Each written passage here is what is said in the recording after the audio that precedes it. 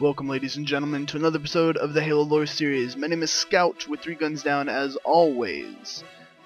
This episode of the Halo Lore series is going to cover the origins of the UNSC, the creation of the Spartans, their armor, and the augmentations to their body. So where did the UNSC originate?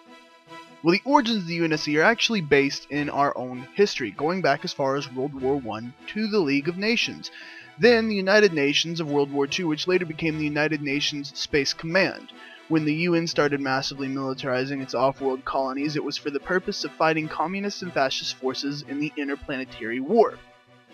The UNSC took complete control of all human-based colonies for the Unified Earth Government, the UEG, after first contact with the Covenant.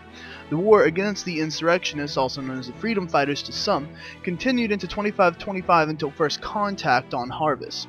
In hopes to end the war against the insurrectionists, the UNSC Defense Force created the Orion Project, also known as the Spartan 1 Project.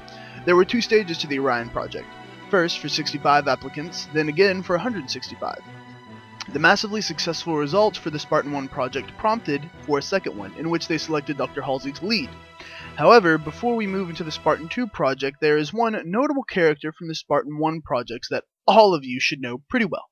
Avery Johnson. Yes, the man that was beside you for 3 entire games, the man that survived the destruction of a Halo ring, the man that shot a fuzzball with an alien laser, and the tough bastard that took a sentient AI laser beam to the chest and might have survived with proper medical attention. Johnson was the cream of the crop for the Spartan 1 project, much like Master Chief is for the Spartan 2 project. When Dr. Halsey started the Spartan 2 project, she didn't allow for open applications. She selected the perfect genetic children across the galaxy she could find. Her theory was that their perfect genetics would allow them to excel in many things and handle the extremely detrimental and invasive augmentations better than anyone else. However, I have a different theory than the greatest mind in the universe, so I'm probably wrong. The list of augmentations for the Spartan 2 is pretty extensive, and starts with carbide ceramic ossification. Advanced material grafted onto the skeleton structures to make the bones virtually unbreakable. Recommended coverage not to exceed 3% total bone mass because of significant white blood cell necrosis. Specific risk of pre- and near post-pubescent adolescent skeletal growth spurts may cause irreparable bone pulverization. Muscular enhancement injections. Protein complex is injected intramuscularly to increase tissue density and decrease lactase recovery rate. 5% of test subjects experienced a fatal cardiac volume increase. Catalytic thyroid implant. It was a platinum pellet containing human growth hormone catalyst. It was implanted into the thyroid to boost growth of skeletal and muscle tissue. Rare instances of elephantitis and suppressed sexual drive. Occipital capillary reversal. Submerge and boosted blood vessel flow beneath the rods and cones of the subject's retina. Produced a marked visual perception increase. Retinal rejection and detachment. Permanent blindness in some cases. Superconducting fabrication of neural dendrites. Alteration of bioelectrical nerve transduction to shielded electronic transduction. 300% increase in subject reflexes. Anecdotal evidence of marked increase in intelligence, memory, and creativity. Significant instance of Parkinson's disease the older they got, and Fletcher's syndrome. As I was saying, Dr. Halsey selected them for their genetics, because it should allow them to withstand these procedures and take the best advantage of them. I think some, regardless of genetics, take to medical procedures and augmentations better than others. Johnson was never screened for genetics, and look how he turned out. Besides that, 80% of the Spartans died or washed out. 56% actually died, so there was a much larger casualty rate than a washout rate. 150 children were selected in the beginning. Only 33 made it. Even so, the feats of the Spartan 2s were incredible. Kelly 087 had a top speed recorded at 38.5 miles an hour. However, John 117 has been noted to briefly run at around 105 kilometers an hour or 65.2 miles an hour during the Mjolnir Mark V training exercise. However, his Achilles tendon was torn because of the strain put on his body. The Spartan 2s are capable of lifting 3 times their body weight, which is double the normal weight of an average human due to the ceramic bone augmentation. In addition to their increased muscle density, Fred 104 is noted for using his enhanced strength combined with his skills to kill a brute with his bare hands during Operation First Strike. Now, you also have to look at the Spartans weigh 200 to 300 pounds more than the average person. The average man in America weighs 200 pounds. The Spartans were 500 to 600 depending on their gender, so they could lift close to a ton. Cal 141 was capable of negating a brute chieftain's gravity hammer swing with a single hand, dodging multiple retaliatory swings, using his enhanced muscular strength to jump to great heights and wound the massive adversary with a few punches and kicks. During the Battle of Installation 04, John 117 was able to use his enhanced strength to kill elite soldiers with skull-breaking punches. During the events of the planet Onyx in 2552, Will 043 used his enhanced strength to engage a pair of hunters in hand-to-hand combat, and succeeded in killing one by tearing out its innards from the armor.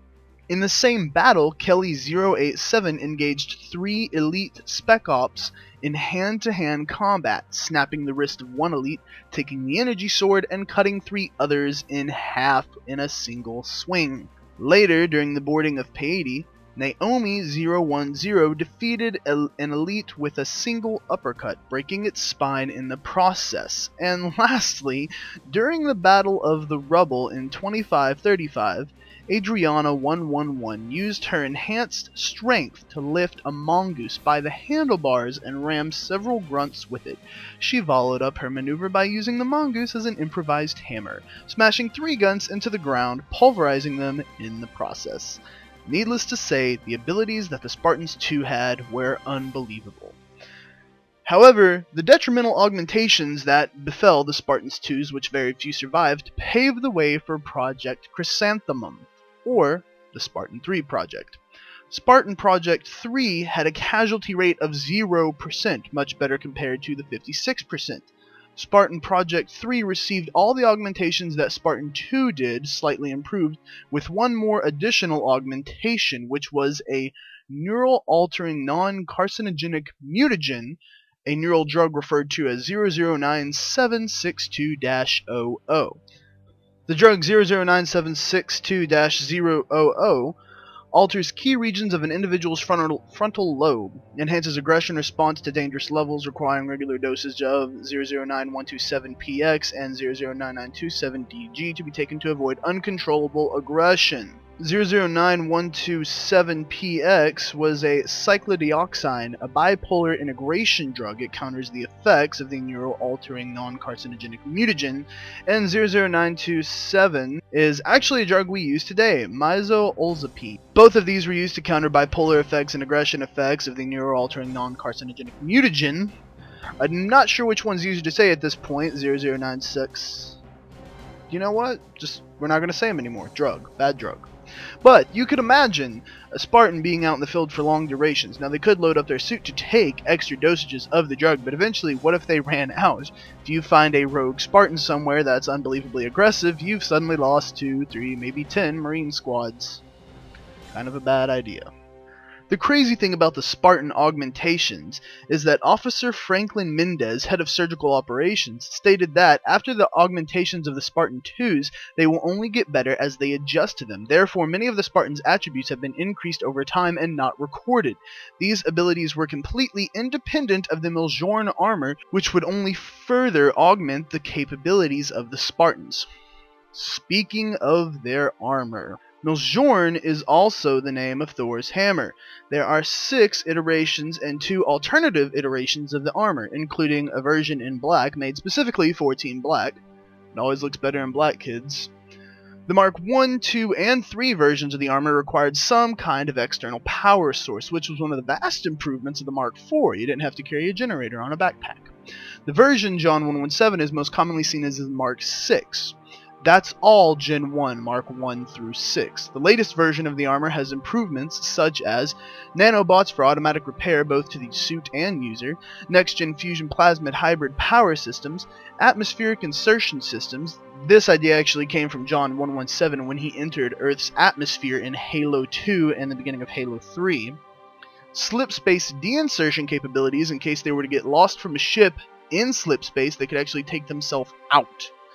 Their AI computer inside could coordinate when they should drop from slip space. Active AI transfer protocols, limited shaping of energy fields, including partial overlaps and airfoils to stop themselves from falling great distances or stop great G-force in general. The armor altogether was made out of world space-age technology. The composition of the armor consists of an entire titanium shell, a nanocomposite bodysuit, a hydrostatic gel, which allowed the wearer to be subjected to extremely high amounts of G-force and impacts. This is what kept John 117 alive during his insertion into Earth at the beginning of Halo 3. A polymerized lithium niobosine layer, memory processor superconductor, magnetic weapon holder strips along the backs, backwards engineering force shields from the Covenant, pressure seal, automatic bioform injector for wounds, microfusion reactor, force multiplying circuits, reactive circuits, and a power supply control unit. The most important part of the armor is the helmet, constructed of solid titanium containing a heads-up display that links to the brain and the hands. It can identify all known alien and human equipment, direct neural interface systems, 2-core processor running at 10.6 GHz with an L2 cache of 68 MB for all my PC builders out there, which use the human brain for processing, and RAM. A filter to remove toxins, fresh air supply, thermal, motion sensors, communication, solar-powered lightning, imaging, and video gear. The helmet also contains AI housing, and the motion sensor is actually a quantum mirror on the pauldron of the armor. And if any of my physicists out there can explain to me how a quantum mirror would work as a motion tracker, I would actually love to hear it. My knowledge of quantum mechanics is strained as it is. If any of you guys would like any certain events in the Halo universe to be covered, please leave them down in the comments below for me. If there's any scientific questions or any questions at all that you have about the Halo lore series or anything we've talked about in this video, again, leave them in the comments below. You can put them up on our Facebook and message them. You can tweet them out to me on Twitter, or you can come in the stream at twitch.tv/3gunsdown and ask the questions, and I'll answer them to my best of my ability. Speaking of twitch.tv/3gunsdown, Bungie's making another little game. I don't know if you heard of it, but it's called Destiny. I'll be doing a 24-hour stream of Destiny starting on Monday, September the 8th at 11 p.m. Eastern Standard Time. That's when the stream will come on. Gameplay won't start till 12:15 a.m. on September the 9th, so an hour and a half, and it will be a 24-hour stream. We also have a clan for everybody to join if they'd like to. That's down in the description below. I'll be doing golden chest guides, raiding guides. We'll be going for server first and things like the glass vault, hard mode, first level 20s. Destiny, after all, is a first-person shooter MMO, and I would really love to treat it like one. I was a huge person for World of Warcraft all the way up to the Wrath of the Lich King, and then it kind of fell apart for me after Cataclysm. So I'm really excited to get into another MMO, and Bungie could not be a better fit for me. So if you guys are excited for Destiny, come watch the 24-hour live stream. Come join the clan. There will be a link to it down in the description below, as well as our Twitter, Facebook, and Twitch, where you can watch a 24-hour live stream if you're not sure whether you're getting it or not. I'm Scout with 3 Guns Down as always. Subscribe, like the video, share it to your friends, get it out there. I would love more people in on this conversation and more knowledge to be spread. You guys have corrected me before. Do it again if I say something wrong. That's the whole point of these videos, is for everybody to learn. I'm Scout with 3 Guns Down. I will see you guys on the next Halo lore series.